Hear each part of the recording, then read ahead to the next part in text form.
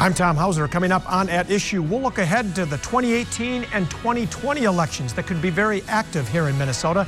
And an expert joins me in studio who will tell us what Donald Trump needs to do to build trust.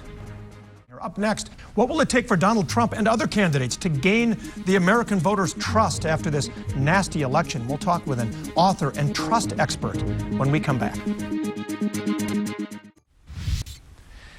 Throughout the presidential campaign, many voters were asked if they thought Donald Trump and Hillary Clinton were honest and trustworthy.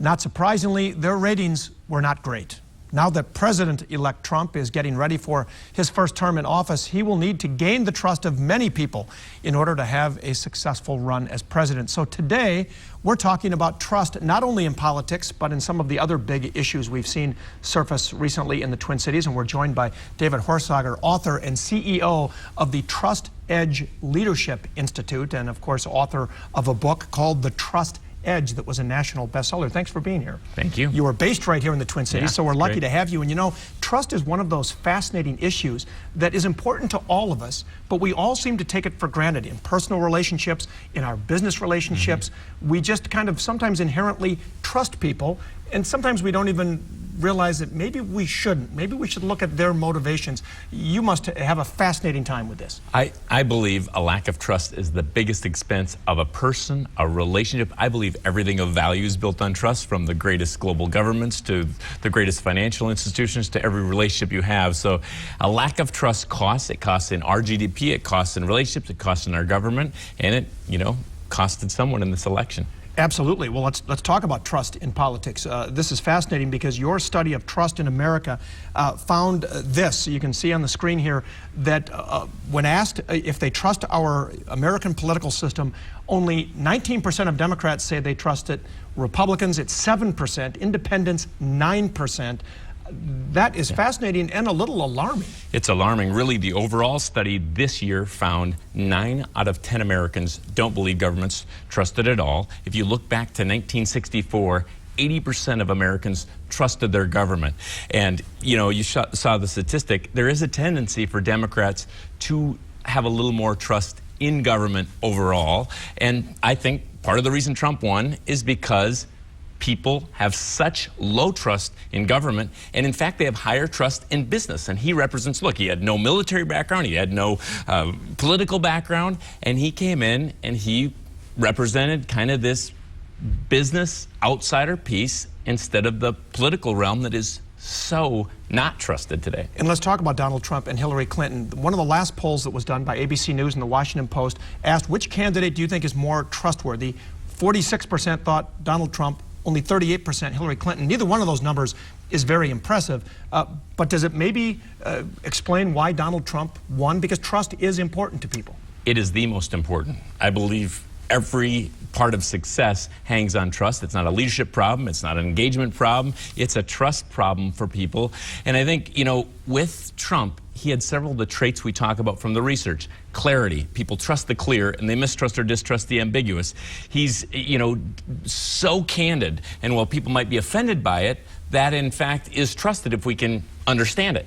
Yet the dichotomy here is that a lot of the things he would say would turn out not to be true when they were fact-checked, yet people would just dismiss that and tended to trust him more than Hillary Clinton, who had her own issues with emails and testimony to the FBI and that type of thing. They both were seen as not trustworthy as far as what they said, but he came across more trustworthy in the way he said it, with candidness, with understanding. Whether you agree or not with building a wall, people knew, going to make America great again, going to build a wall, going to build a wall, going to make America great again. I mean, he said the same thing over and over and over, and that was one part of how he built trust. And Hillary Clinton not only had trust issues to begin with, but then about a week to 10 days before the election, the FBI comes out and says, hey, we're taking another look at her email scandal where she had testified before Congress to things that were not necessarily truthful. And this just brought it all back into the forefront of voters' minds. No doubt. It did, and you know, there's several parts of how we're trusted. Some of us think it's just honesty and integrity, for instance.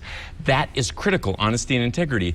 But clarity is also trusted. Competency is also trusted. So they look at everything. We talk about 8 pillars or 8 traits that make someone trusted. I might trust you to take my kids to the ball game, but not give me a root canal. So we've got to see that you're trusted, and we're looking, without even thinking about it, through these 8 lenses of how much we trust someone. Let's talk about another topic that is very important here in the Twin Cities. There's been a lot of distrust between the black community and police departments, not just in Minnesota, but across the country. Just this week, the Philando Castile case that we all knew about from Facebook. This went viral, and everybody knows across the country what happened in this case.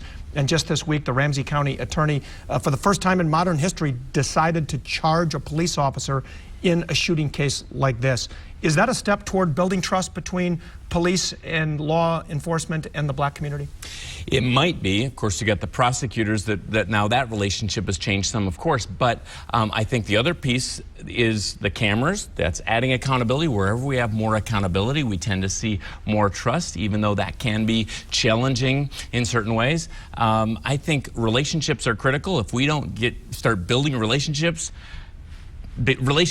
trust is built on relationships. So some of these things, accountability, we're taking a step forward, relationships, and you know what this shows is people are being listened to. We'll see what the outcome of the case is, but at least there's a real deep look at the possibility from both sides. Because I did talk to somebody from the NAACP who said, yeah, this is a step in the right direction, but this by no means builds that bridge ultimately. Absolutely.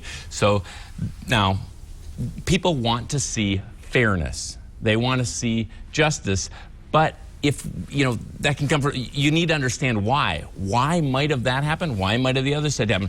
People are longing today for not just the what, but the why and the how did this happen. And to put our feet in those shoes from either side is challenging. All right, David Horsager, this is fascinating. We're going to have you back again because there's a lot of trust issues at the state capitol as well. I'd like to have you come back and talk more about that. But thank you for being here. Thank you. It's been a fascinating discussion.